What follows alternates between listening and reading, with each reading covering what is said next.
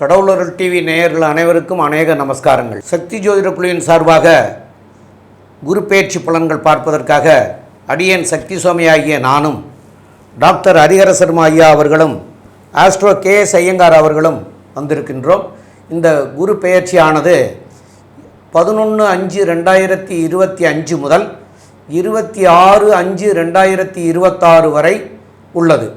இப்போ இந்த குரு பெயர்ச்சி பலன்களை கலந்துரையாடலாக நாங்கள் 3 பேருமா பேசுகிறோம்.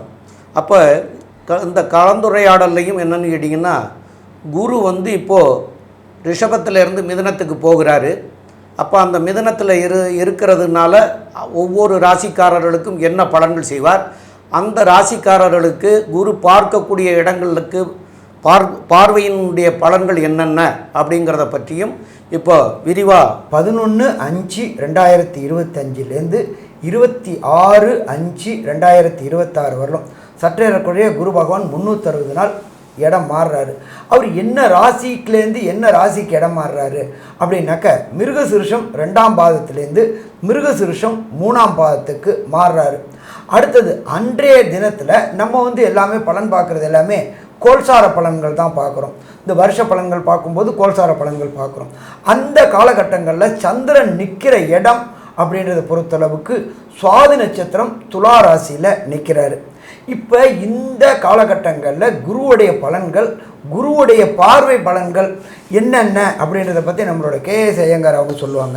ஐயா, அதாவது குரு அப்படின்னு சொல்லும்பொழுதே பார்த்தாலேயானால், குரு அப்படின்றவர் அதீத சுபர். ஜோதிட சாஸ்திரத்தில் குருவை மிகப்பெரிய சுபராக சொல்லியிருக்கோம்.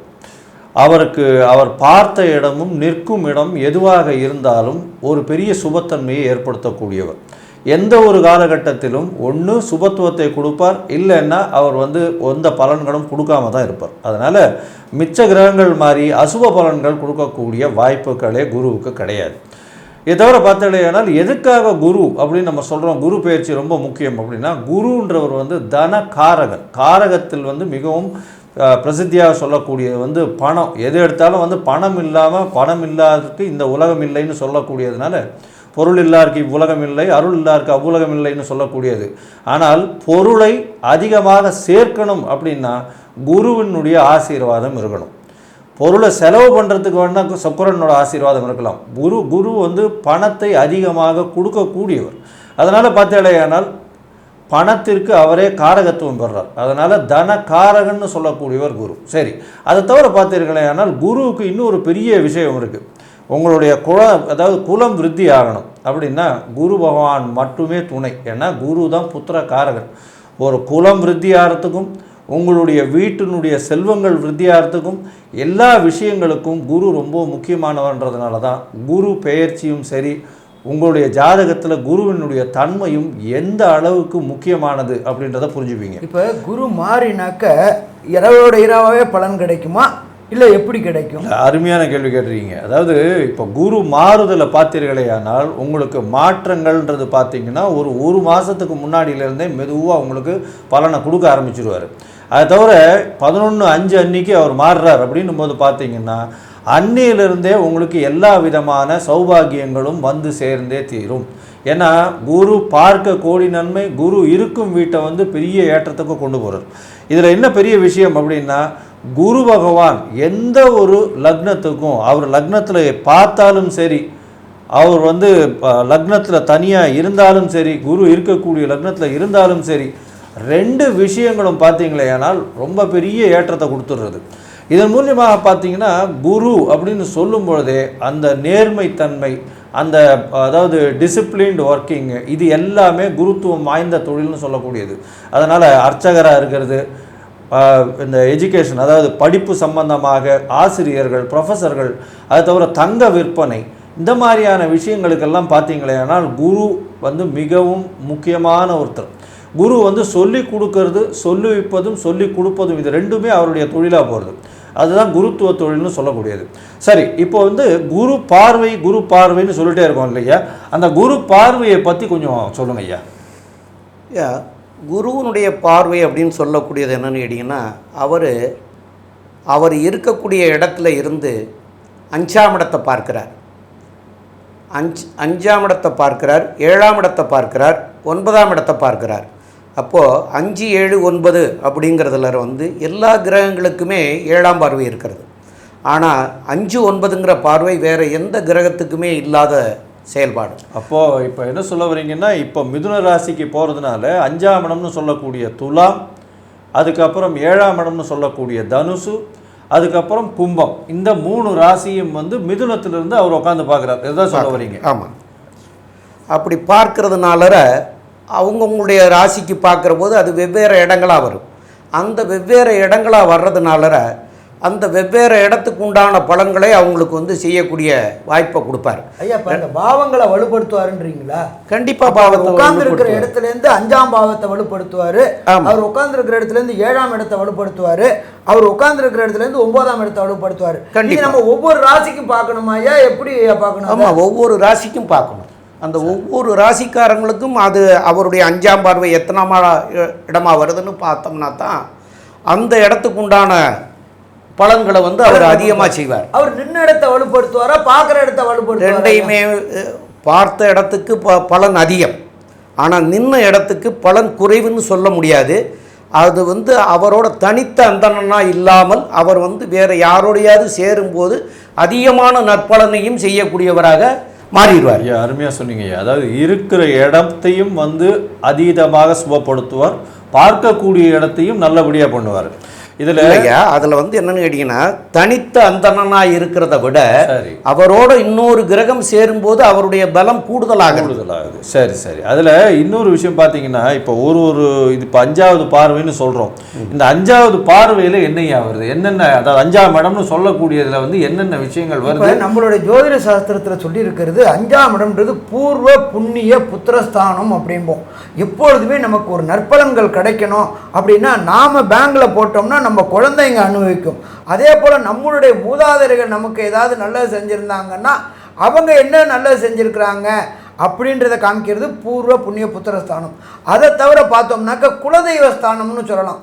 ஒருத்தருக்கு குலதெய்வம் என்ன அறிகிறது ஜோதிட சாஸ்திரத்தில் அப்படின்னா அவங்களுடைய 5ஆம் பாவம் எப்படி இருக்குது, 5ஆம் பாவாதிபதி எப்படி இருக்காரு, 5ஆம் பாவாதிபதி என்ன நட்சத்திரம் வாங்கி இருக்கிறாரு, இதை வச்சும் குலதெய்வம் கண்டுபிடிக்கலாம்.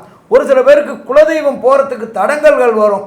அந்த தடங்கல்கள் குரு பார்க்கும்போது விலகும். அதாவது ஜனன குரு இல்லை, கோல்சார குரு பார்க்கும்பொழுது விலகக்கூடிய தன்மைகளும் உண்டு. அப்போ இந்த 5ஆம் இடம்ன்றது பூர்வ புண்ணிய புத்திரஸ்தானம். ரொம்ப நாளாக கல்யாணமாகி திருமணமாகி புத்திர பாக்கியம் இல்லாதவங்களுக்கு புத்திர பாக்கியம் கிடைக்கக்கூடிய வாய்ப்புகள் உண்டு. அவரே புத்திர காரனாக போயிட்டார். ஐயா, எனக்கு ஒரு சின்ன டவுட்டியா, ஒரு சில ஜாதகத்தில் 5ஆம் இடத்துல தனித்து விடப்பட்ட கேது இருப்பார். அவங்க நாம் என்ன சொல்லுவோம்னாக்கா புத்திர பாக்கியம் கிடைக்காது அப்படின்னு சொல்லுவோம். ஆனால் கோச்சார குரு பார்த்தா கிடைக்க வாய்ப்பு உண்டா? அதை பற்றி கொஞ்சம் சொல்ல முடியுமா ஐயா? நல்லா சொல்லலாம். அதாவது ஜனனகால ஜாதகத்தில் 5ஆம் இடத்துல கேது இருந்து ஜனனகால ஜாதகத்திலேயே குரு வந்து அந்த கேதுவை பார்த்துட்டாலே கண்டிப்பாக குழந்தை கிடச்சிரும். அதே மாதிரி தான் இந்த கோச்சார குருவும் அந்த கேதுவை 5ஆம் இடத்துல இருக்கிற கேதுவை பார்த்துட்டா அந்த காலகட்டங்களில் அவங்களுடைய முயற்சிகள் இதுக்காக இருக்குமே. ஆனால் கண்டிப்பாக அந்த காலகட்டத்தில் குழந்தை கிடைக்காதுன்னு சொன்னாலும் குழந்தை கிடைக்கிறதுக்கு வாய்ப்புண்டு. நான் நிறைய பேருக்கு பார்த்துருக்குறேன். வாஸ்தவம் தான். இப்போ நம்ம எல்லாம் குழந்தைக்கு போயிட்டோம். இப்போது கல்யாணத்துக்கு குரு பார்வை முக்கியம்னு சொல்கிறாங்களே, அதை பற்றி உங்கள் கருத்து என்ன? கண்டிப்பாக ஐயா. அதாவது அதை வந்து என்ன சொல்லுவாங்கன்னு கேட்டிங்கன்னா குரு பலம்னு சொல்லுவோம்.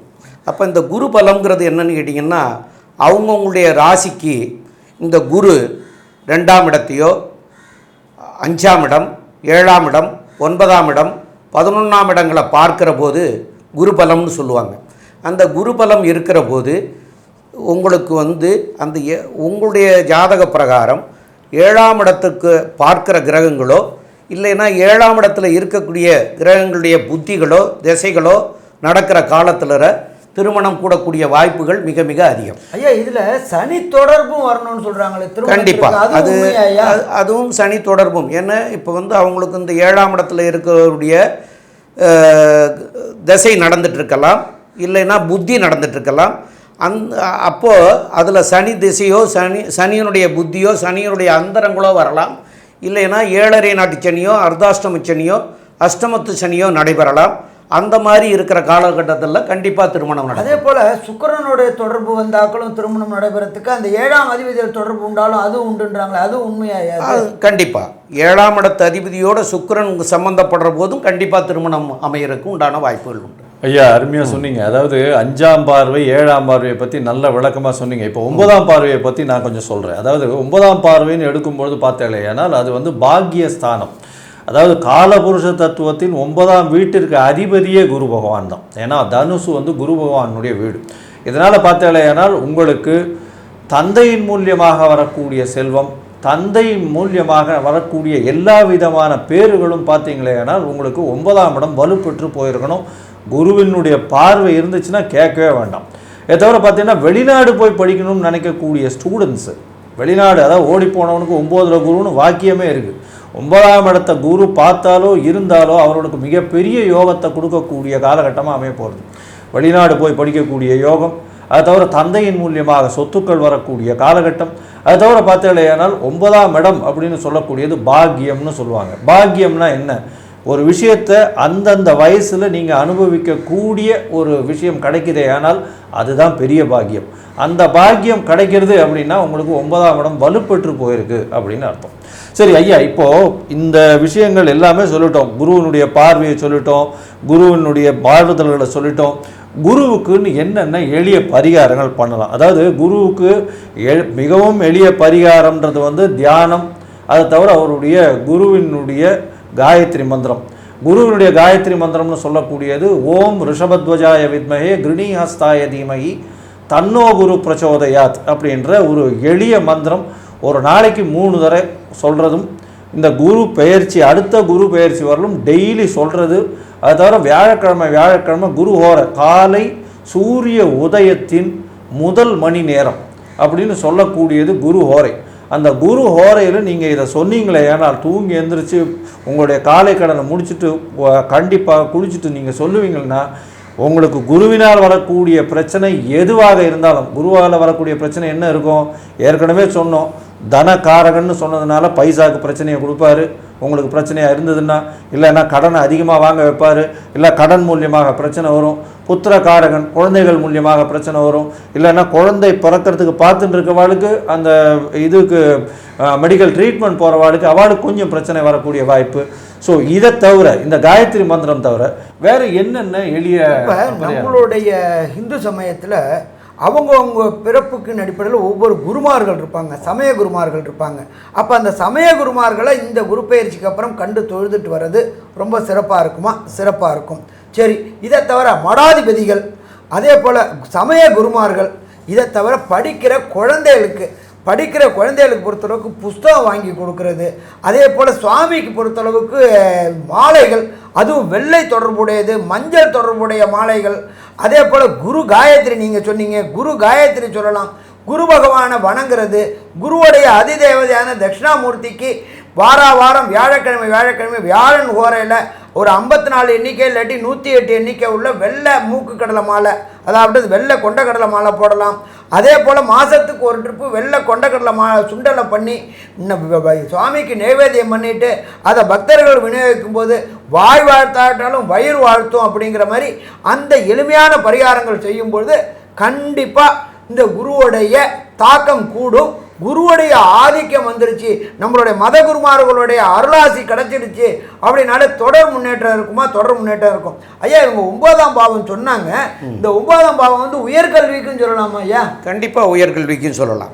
9ஆம் இடத்தை குரு பார்க்குற போது உயர்கல்விகள் வந்து அவங்களால நல்லா படிக்க முடியும். அதே நேரத்தில் அவங்களுடைய ஜாதகத்திலையும் அவங்களுடைய தசாநாதன், புத்திநாதன், அந்தரநாதன் இதெல்லாம் வந்து சரியாக இருக்கும் பட்சத்தில் இந்த 9 குரு பார்க்குற போது அந்நிய தேசமே போய் ஐயா படிக்க முடியும்னு சொன்னாங்க. ஏன்னு கேட்டால் அவரே வந்து காரகத்துவத்தில் 12க்கும் உடையவர். அதனால் வந்து கடல் கடந்து போய் படிக்கிறதுக்கும் வாய்ப்புகளை கொடுக்கக்கூடிய வாய்ப்புகள் மிக அதிகம். ஐயா, இந்த உயர்கல்வின்னு வரும்போது நம்ம காம்படிட்டிவ் எக்ஸாம் சொல்கிறோம்ல, நீட்டு, ஐஐடி, ஜேஇஇ, அரசு தொடர்புடைய வேலை, டிஎன்பிஎஸ்சி, யூபிஎஸ்சி, இது எழுதுகிறவங்களுக்கும் குரு ஒரு அருள் கிடைக்கிறதுக்கு ஏதாவது? கண்டிப்பாக இருக்கு ஐயா, கண்டிப்பாக இருக்கிறது. ஏன்னு கேட்டால் 9ஆம் இடம்ங்கிறது பாக்கியம் அப்படின்னு சொன்னோம், பாக்கியஸ்தானம் அப்படின்னு. அப்போ பாக்கியம், அப்போ அந்த பாக்கியத்தை அடையக்கூடிய காலம். அப்போ 9ஆம் இடத்தையே குரு பார்த்தாலும் 9ஆம் இடத்திலே குரு இருந்தாலும் அந்த பாக்கியங்கள் வந்து நிச்சயம் அவங்களுக்கு கிடைக்கிறதுக்கு உண்டான வாய்ப்பு. அதாவது 9ஆம் இடம் அப்படின்னு சொல்லக்கூடியது வந்து தந்தை வழி முப்பாட்டனார் அவங்கெல்லாம் பூர்வ ஜென்மத்தினுடைய அது எல்லாத்தையுமே எடுக்கலாம். அப்படி இருக்கும்போது பார்த்தீங்கன்னா 9ஆம் இடம் வலுப்பெற்று போச்சுன்னா அவர்கள் மூதாதையர்களுடைய ஆசீர்வாதங்கள் ரொம்ப அதிகமாக இருக்கும். எந்த ஒரு விஷயத்திலையும் தடைகள் இல்லாமல் இருக்கும். சரி ஐயா, இப்போ நம்ம வந்து குரு பெயர்ச்சியினுடைய முதல் கட்டம் பார்த்துட்டோம். இப்போ ஒரு ராசியாக நம்ம வந்து குரு பெயர்ச்சி மேஷம் முதல் மீனம் வரை எப்படி இருக்க போகுது அப்படின்றத வந்து இப்போ ஒன்றா பார்க்கலாம்.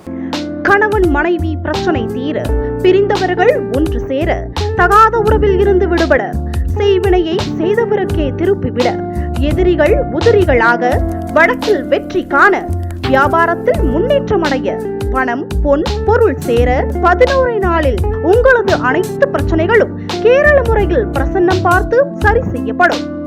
உடனே தொடர்பு கொள்ளுங்கள் ஜெயா டிவி புகழ் மேல்மருவத்தூர் ஞானகுரு அவர்களை.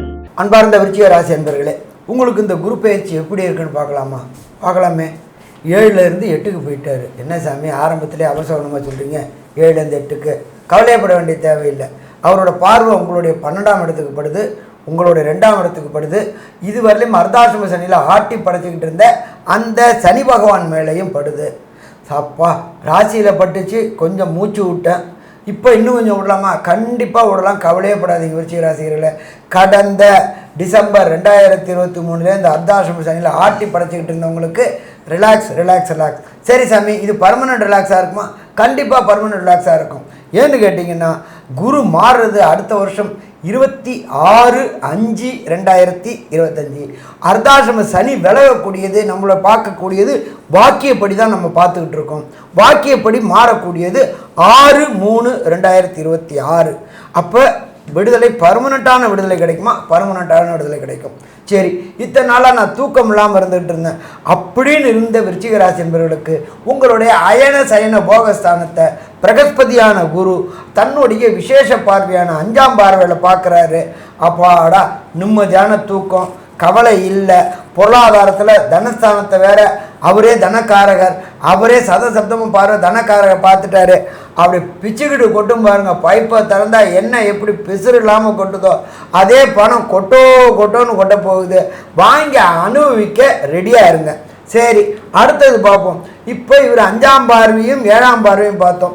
இப்போ 9ஆம் பார்வையாக குரு பார்க்குறாரு. எந்த இடத்த பார்க்குறாரு? உங்களுடைய ராசிகள் 4ஆம் இடத்தை பார்க்குறாரு. ஏற்கனவே ராசியில் 4ஆம் இடத்துல சனி பகவான் சப்பளம் போட்டு உட்காந்துருக்கிறாரு. கூடவே யார் உட்காந்துருக்கிறார்? ராகு அப்படின்றத பொறுத்தளவுக்கு சாயா கிரகம். அவங்களுக்குன்னு தனி இடம் கிடையாது. எந்த வீட்டில் உட்காந்துருக்கிறாங்களோ அந்த வீட்டின் கிரகத்தின் காரகத்துவத்தை எடுத்து செய்ய போகிறாங்க. அப்போ அங்கே 2 சனி பகவானும் சப்பளம் போட்டு உட்காந்துருக்கிற மாதிரி அப்படியேற்பட்ட 2 பேரையும் பிரகஸ்பதியான குரு பார்க்கறதுனால என்ன நன்மை கிடைக்க போகுது, இருந்த தீமைகள் எப்படி விலக போகுது அப்படின்றத கொஞ்சம் சொல்கிறீங்களா? ஐயா, நல்ல ஒரு கேள்வி நீங்கள் கேட்டீங்க. அதாவது சனி ஒரு துர்கிரகம், அதை விட மோசமான கிரகம் வந்து ராகு. இவங்க 2 பேரும் சேர்ந்து ஒரே இடத்துல இருக்காங்க. அதுவும் 4ஆம் இடம் அர்த்தாஷ்டமம், 8ல் பாதி அர்த்தாஷ்டமத்தில் இருக்காங்க. என்ன நடக்க போகுதுன்னு ஒன்றுமே புரியலையே சார் அப்படின்ற மாதிரி நல்ல ஒரு கேள்வி கேட்டிருக்கீங்க. குருவினுடைய பார்வை இந்த சனி கிரகமாக இருக்கட்டும், எந்த துர்கிரகமாக இருக்கட்டும், குருவின் பார்வைக்கும் குருவின் ஆணைக்கும் கட்டுப்பட்டவர்கள். அதனால் பார்த்தீங்களேனால் குரு பார்க்க கோடி நன்மைன்னு சொல்லக்கூடிய காரணமே அதுதான். எப்படிப்பட்ட பிரச்சனையாக இருந்தாலும் குருவின் பார்வை இருந்ததுனால் அந்த பிரச்சனைகள் வந்து சூரிய ஒளி பனியில் வந்து விழுந்துச்சுன்னா அந்த பனி படும் பாடு என்ன இருக்கும் இடம் தெரியாமல் போகக்கூடியதாக போகும். அந்த மாதிரியான விஷயத்தை இந்த விருச்சிக ராசிக்காரர்கள் அடைவார்கள். இந்த குரு பெயர்ச்சி ஆனதுக்கப்புறம் வந்து ஒரு பெரிய ஏற்றம் கிடைக்கும். இருந்தாலும் பார்த்தாலேயானால் உங்களுக்கு 8ஆம் இடத்துல குரு மறையிறார் அப்படின்னும் பொழுது பேச்சில் கொஞ்சம் பிரச்சனைகள் வரும், பேச்சின் வழியாக பிரச்சனைகள் வரும். அடுத்தது குழந்தைகள் மூலியமாக பிரச்சனைகள் வரும். புத்திர காரகன் அதாவது தனகாரகன் 2 பேரும் 8ஆம் இடத்துல மறையிறதுனால மறைமுக வருமானங்கள் இருக்கும்.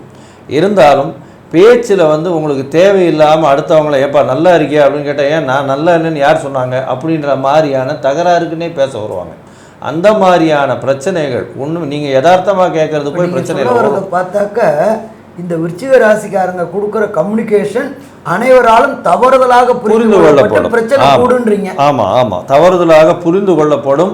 அதன் மூலியமாக சிறு சிறு பிரச்சனைகள் வரும். இந்த காலகட்டத்தில் பொறுமை காக்கிறத விட ஒரு மிக சிறந்த உபாயம் எதுவுமே கிடையாது. எந்த ஒரு விஷயத்துக்கும் டக்குன்னு ரியாக்ட் ஆகாமல் பொறுமையாக இருந்து அவங்களே கொள்கிற அளவுக்கு கொஞ்சம் பொறுமையாக இருந்தீங்கன்னா நிச்சயமாக ஒரு நல்ல ஒரு மாற்றத்தை உங்கள் வாழ்வில் ஏற்படுத்தி கொடுக்கக்கூடிய காலம். பணம் வரக்கூடிய காலம். ஐயாவே சொன்னார், எண்ணெய் டின்னிலேருந்து எண்ணெய் கிணத்துலேருந்து எண்ணெய் கொட்டிச்சுன்னா பிசுரே இல்லாமல் அப்படியே கொட்டிக்கிட்டே இருக்கும். அந்த மாதிரி பிசுறு இல்லாமல் கொட்டக்கூடிய காலகட்டம். பணம் வர்றதுக்கு நல்லபடியாக இருக்கும். இருந்தாலும் உடல் உழைப்பு அதிகமாக இருக்கும். ஏன்னா 4ஆம் இடம்னு சொல்லக்கூடிய சுகஸ்தானம் கெட்டு போகுதுங்க. சுகஸ்தானம் கெட்டு போகிறதுனால பிரச்சனை என்னன்னா அதாவது உடம்பு வலிக்க உழைச்சிங்கன்னா அதுக்கு ஏற்ற இல்லை, அதுக்கு மும்மடங்கு காசு உங்களுக்கு வந்தே தீரும். அது மட்டும் நிச்சயம். ஏன்னா உடல் வலி பொறுத்து கொண்டீர்களேயானால் மும்மடங்கு காசு கண்டிப்பாக வந்தே தீரும். பொருளாதார மேம்பாடு நிச்சயமாக இருக்கும். உங்களுக்கு பார்த்தீங்கன்னா தாயின் உடல்நிலையில் இவ்வளவு நாள் பின்னடைவு இருந்தது நல்லபடியாக இருக்கக்கூடிய காலகட்டம். புதுசாக வீடு மனை வாங்கக்கூடிய பாக்கியங்கள் வந்தமாக இந்த காலகட்டத்தில் நிச்சயமாக அமையும். சரி, இந்த காலகட்டத்தில் பார்த்தீங்களேனால் உங்களுடைய ராசிக்கு 12ஆம் இடத்துல பார்க்குறார் குரு. வெளிநாடு போகணும்னு நினச்சிங்கன்னா இந்த காலகட்டம் சரியான நேரம். நிச்சயமாக வேலை நிமித்தமாக வீட்டை விட்டு பிரிந்து வெளிநாடு போய் இந்த ஐடி ப்ரொஃபஷனலில் டாக்டரு, அதை தவிர இந்த ரியல் எஸ்டேட் பிஸ்னஸ் பண்ணுறவங்க, பிகர் வால்யூம் வியாபாரம் பண்ணுறவங்க, ரத்த சம்பந்தமான வியாபாரங்கள், அதை தவிர இப்போ இந்த சமையல் கலை வல்லுநர்கள் அவங்க இப்போ ரீசெண்ட், அதாவது இந்த ஷெஃப்னு சொல்கிறாங்க இல்லையா, அவங்க சமையல் கலை வல்லுநர்கள் இவங்கெல்லாம் வெளிநாட்டில் அவங்களுக்கு நிச்சயமாக வேலை கிடைக்கக்கூடிய பாக்கியம். அதை தவிர வெளிநாட்டில் இருக்கிறவங்களுக்கு அவங்களுக்கு பர்மனண்ட் ரெசிடென்ட்ஷிப்பு அது நிச்சயமாக கிடைக்கும். ஏன்னா 12ஆம் இடத்தையும் பார்க்குறார் குரு. அதனால் இது பெரிய ஒரு ஏற்றத்தை கொடுக்கக்கூடிய காலகட்டமாகவே இருக்குது. ஆனால் என்ன, உங்களுடைய தசாபுக்தி சரியாக இருக்கும். அது ரொம்ப முக்கியமான விஷயம். அந்த தசாபுக்தியில் பிரச்சனைகள் வருமேயானால் இந்த காலகட்டத்தில் வரக்கூடிய நல்ல சுப பலன்கள் கொஞ்சம் தடைப்பட்டு போகும். அதனால் இந்த தசாபுக்தி காலங்களில் இந்த காலகட்டத்தில் பிரச்சனையாக இருந்ததுனால் எந்த கோவிலுக்கு போகலாம் ஐயா, அது மட்டும் கொஞ்சம் கிளியராக சொல்லுங்கள். ரொம்ப அற்புதமாக சொன்னீங்க ஐயா. அதாவது அப்பனுக்கே பாடம் சொன்ன சுப்பையா அப்படின்னு சொல்லுவாங்க. அவர் பாடம் சொல்லி கொடுத்த இடம் எதுன்னு கேட்டிங்கன்னா சுவாமிமலை. அந்த சுவாமிமலைக்கு போய் அந்த முருகனை வழிபட்டுட்டு வரணும். அதுலேயும் செவ்வாய்க்கிழமை அல்லது வியாழக்கிழமைகளில் போய் வழிபடுங்க. கண்டிப்பாக இந்த குரு பகவான் உங்களுக்கு 8ஆம் இடத்துல சஞ்சரிச்சுட்டு. சின்ன சந்தேகம் ஐயா, இந்த சுவாமி மலையில் நம்மளுடைய 60 தமிழ் வருஷத்துக்கும் 60 படி இருக்கு. அப்போ அந்த 60 வருஷத்தை நாம் கடந்து போகிற மாதிரி ஐதீகம், அப்படிதானே ஐயா? அது கண்டிப்பாக தமிழ் வருஷம். ஆமாம், தமிழ் வருஷம். அது 60 படியே ஒரு வருஷத்துக்கு ஒரு படி மேனி, 60 வருஷத்துக்கு 60 படி. அந்த 60 வருஷத்து பேரையுமே எழுதியிருக்காங்க. ஆமாம் ஐயா, தமிழ் வருஷம் நமக்கு இப்போ நடக்கிறது 39வது வருஷமா, விசுவாச வருஷமாக நடக்குது. ஆமாம், அடுத்த வருஷம் பரவ வருஷம் 40வது வருடம். சரி, அப்போ அந்த 60 வருஷத்துக்கு 60 படி இருக்கிறது போல அதையும் நம்ம கடந்து போய் பண்ணிட்டு வர்றதுனால அது மிக சிறப்பாக இல்லையா?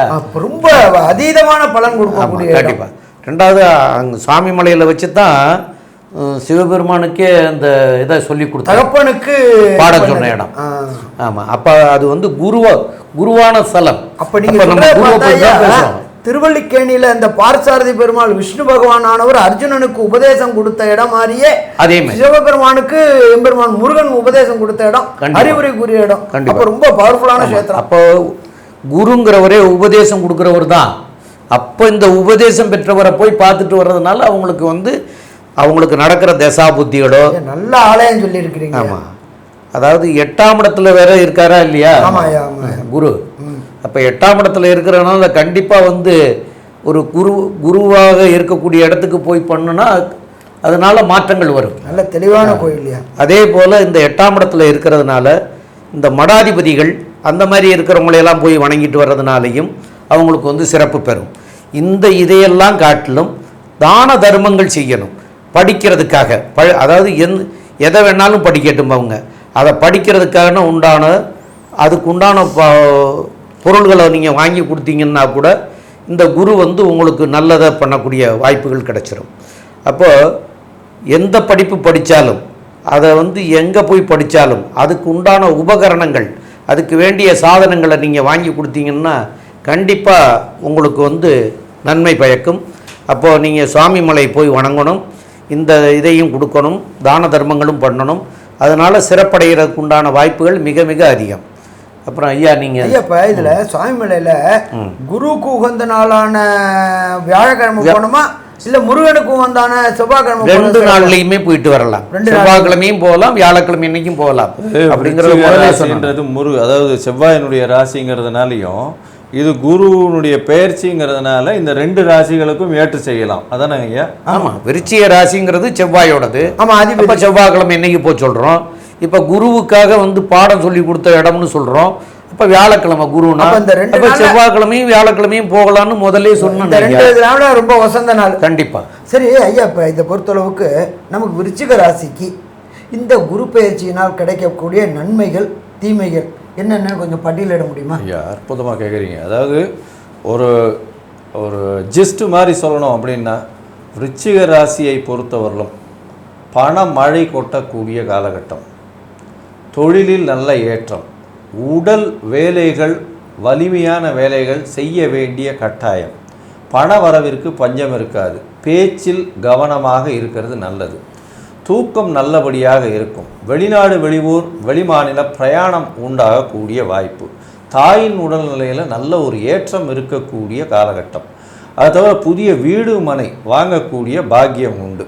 மறைந்த இடத்திலிருந்து திடீர் பணவரவு, ரேஸு லாட்ரி, அது தவிர ஷேர் மார்க்கெட்டு, அது தவிர திடீர்னு லக்கி ப்ரைஸ், ஏதோ ஒன்று எதிர்பாராத இடத்துலேருந்து இன்சூரன்ஸு, இந்த மாதிரியான விஷயங்கள்லேருந்து உங்களுக்கு பணவரவு இருக்கக்கூடிய காலகட்டம்.